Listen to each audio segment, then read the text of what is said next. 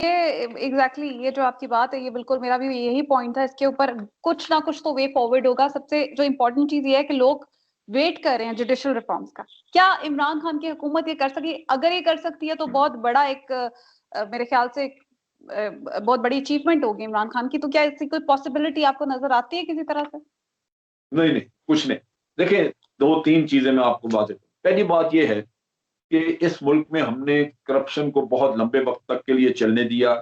कई लोग आए करप्शन को खत्म करने के नाम पे, अपना वक्त गुजारा, चले गए। अब वक्त के साथ हुआ ये है कि करप्ट माफिया आज इतनी ज्यादा ताकतवर हो चुकी है कि रियासत उसके सामने कमजोर नजर आ रही है। पॉलिटिकल इन्फ्लुएंस भी है और पैसे भी हैं। अगर आप देखें, सिंध में पीपल्स पार्टी की गवर्नमेंट है, उनके सारे करप्शन के केसेस सिंध के हैं। तो जिसकी हुकूमत है वो आपको वहां पे उसके शवाहिद तक पहुंचने देगा कभी? तो हुक्मरान भी है और खा भी रहा है वहां पे। तो आप नारे लगाते रहें, लेकिन आप कभी सबूत या शवाहिद की बुनियाद पे उनको सजा नहीं दे सकेंगे। वो मिलेगी नहीं कभी आपको। पुलिस उनकी है, गवाहों को चितरौल आप देख लें। एक केस, उजैर बलोच, उसने बिल्कुल। इतराफ किया 100 कत्ल का, उसने इतराफ किया, इतराफी बयानात रिकॉर्डेड मौजूद है, उसमें सारी वो कहानी बताता है। लेकिन एक एक करके केस से वो छूट रहा है। 3 केसेस से वो बरी हो चुका है और चंद दिनों की बात है वो बाकियों में भी बरी हो जाएगा इस वजह से। और बिल्कुल। इसी तरह रोहन बार का केस है, क्योंकि गवाह तो कोई आ ही नहीं सकता सामने, मार देंगे उसको अगर वो सिंध में कोई गवाही देने की कोशिश करे। तो एक तो ये है। दूसरा ये है कि इमरान खान ने इन अदारों को, जो हमारा नैब है, FIA है, SCCP है, FBI है, इनको इम्प्रूव करने की, ठीक करने की तरफ कोई तवज्जो नहीं दी। इनमें तो वही लोग बैठे हुए हैं जो करप्शन के नाम पे जिनको बिठा दिया गया था, जिनको पिछली हुकूमतें बिठा गई हुई हैं। वो उनके खिदमतगार हैं, उनके लिए काम करने, इमरान खान के लिए थोड़ा कर रहे हैं। वो एग्जैक्टली। तो नहीं कर। फिर तीसरी चीज है आपके माशरे का बर्बाद होना। उसकी 2 मिसालें हैं। रमजान के महीने में यहाँ कीमतें आसमान पे चली जाती हैं चीजों की, खाने पीने की चीजों। किसी को अल्लाह याद हो तो वो तसस्सी करेगा कि रोजा रखने वाले का रोजा खुल जाएगा चंद पैसों। गरीब आदमी की तो पहुंच से बाहर हो जाती हैं चीजें। हम कहते हैं जी हम तो गुनाह बख्शवाने लगे, तो वो आप बिल्कुल। कीमतों में। फिर आप देखिए कि अभी जब कोरोना आया तो यहाँ पे किसी ने कह दिया कि सना मक्खी जो है वो इलाज है। 200 रुपए किलो बिक रही थी सना मक्खी, अगले दिन 5,000 रुपए किलो पे पहुंच गई। तो हमारे लोग तो वही हैं जो इंसानों की लाशों और बीमारियों के ऊपर मुनाफाखोरी करने वाले। तो सही यहाँ वो बात है। शर्म हया हो चुकी है। अब लोगों में यही है कि पैसा होना चाहिए, ये जहां से भी आए, करप्शन का हो कुछ हो, वो नहीं, इज्जत आपकी आपके पैसे पे है। तो जब ये सोच आ जाए, अब इमरान खान ने कहा जी मैंने करप्शन बंद करनी है, तो इस मुल्क की सारी इकोनॉमी थी वो अनडॉक्यूमेंटेड 2 नंबर इकोनॉमी थी, वो रुक गई। जैसे रुकी तो बाहर खत्म, शोर मच गया कि जी भूख नंग आ गई, ये महंगाई वगैरह सारी मसनूई चीजें। अगर आज करप्शन का मामला खत्म कर दें, आप खुला छोड़ दें, खाओ पियो जो मर्जी करो, तो आप देखेंगे सब चीजें रहल पहल फिर शुरू हो जाएगी। तो ये करप्शन खत्म करना ये बहुत बड़ा जहाद है, बड़ा मुश्किल है। और जितना हम देर कर रहे हैं, जितना लंबा वक्त होगा, ये उतनी ही ये चीज मुश्किल होती जाएगी, ये की नहीं मुश्किल जा होती है। सकेगी। और इसके लिए अदारों को ठीक करना सबसे पहले वो जरूरी था, ईमानदार आदमियों को लाना, मेरिट को राइज करना। मेरिट की बुनियाद पे लोग आए हुए, वो हमेशा मेरिट पे काम करेंगे, इज्जत का रास्ता इख्तियार करेंगे। अगर मेरिट को खत्म करके, कत्ल करके आप किसी को, अपने रिश्तेदार को लगा दें, तो वो आपका ताबेदार होगा, वो हुकूमत का तो नहीं होगा। बिल्कुल। हाँ, मुख्तलिफ जगहों पे आपने वो पिछले हुक्मरान छोड़ गए अपने लोगों को, वो उन्हीं के काम करने। सही।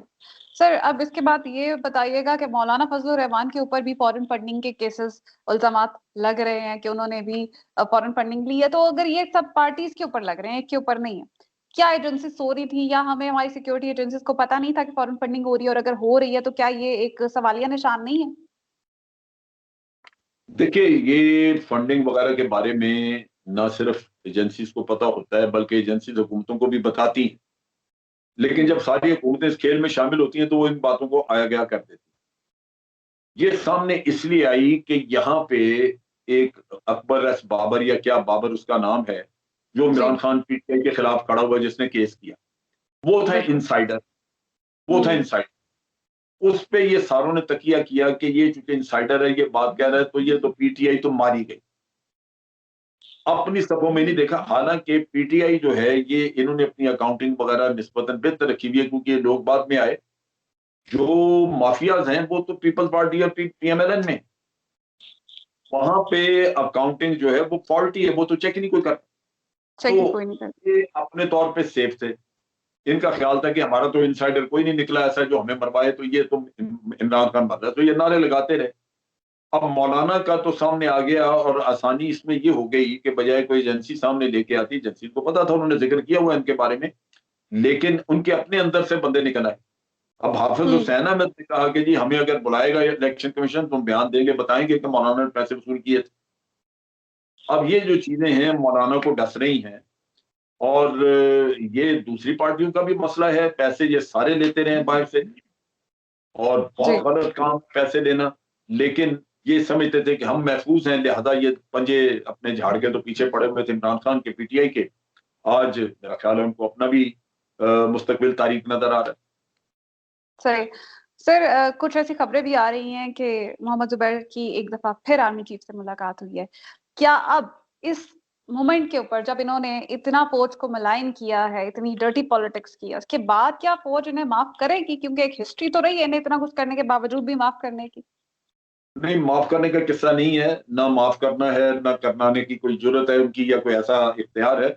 असल चीज ये है कि मोहम्मद जुबैर के बारे में मैंने ये सुना है कि उसने कोशिश की मिलने की, लेकिन आर्मी चीफ नहीं मिले।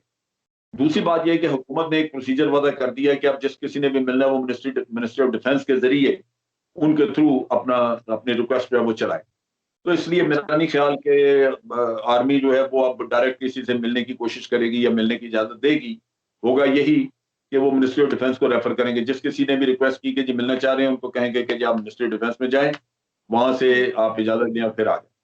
तो ये मेरा ख्याल है कि किसी ने गलत उड़ाया है। मोहम्मद जुबैर या इन सारों की शायद कोशिश हो, लेकिन फिर ये जो हरकतें इन्होंने की हैं, जो मियां नवाज शरीफ तो 22 साल से यही काम कर रहा है कि फौज को मलाइन करना, फौज के खिलाफ साजिशें करनी। तो मैं तो अगर मतलब मेरी तरफ से मशवरा हो तो मैं तो बिल्कुल यही कहूंगा कि सवाल ही पैदा नहीं होता, इन लोगों से मिलना ही नहीं चाहिए। कोई जरूरत बिल्कुल। नहीं है, क्या अपना काम करें ये लोग। बिल्कुल ठीक है। आखिरी सर, लास्ट क्वेश्चन है भारत के हवाले से। जो वहां पे इस वक्त मामला चल रहे हैं, आपने भी देखा फार्मर्स प्रोटेस्ट पे कितना तशद्दुद किया गया और कितना उनको एक वहां पे लोग भी कत्ल हुए हैं। तो क्या कहेंगे कि मोदी सरकार जो है, क्या अपने इख्तितामी मराहिल में दाखिल हो रही है, या मोदी इस वक्त भी स्ट्रांग है, अपनी स्टैब्लिशमेंट की सपोर्ट उसे हासिल है और उसका जाना मुश्किल है? देखिए वो कभी ये इतनी बड़ी जरूरत में करता, लेकिन उसको अदालतें उसकी जेब में हैं हिंदुत्व के नाम पे। अफवाज उसकी सारी हिंदुत्व के नाम पे उसकी जेब में है। और एक नेक्सस है मोदी का, अमित शाह का और डोवल का, ये मिलके अपना काम चला रहे हैं। तो वो अपने आप को मजबूत समझते हैं, लेकिन जो हवा अभी चल निकली है वो दुरुस्त नहीं है, वो उनके लिए मसला बन सकता है ज्यादा बड़ा।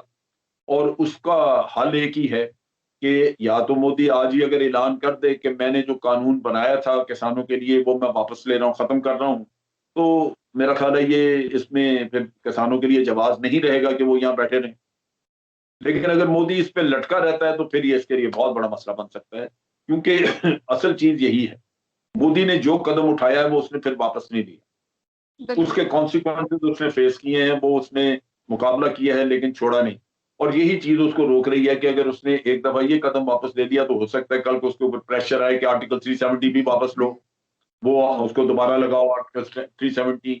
यूनियन टेरिटरीज जो बनाई हैं उनको वापस तुम लगाओ, यूनियन टेरिटरीज खत्म करो।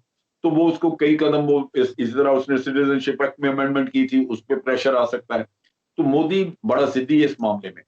तो हम्म। यहाँ पे आके वो अटका हुआ फंस गया है।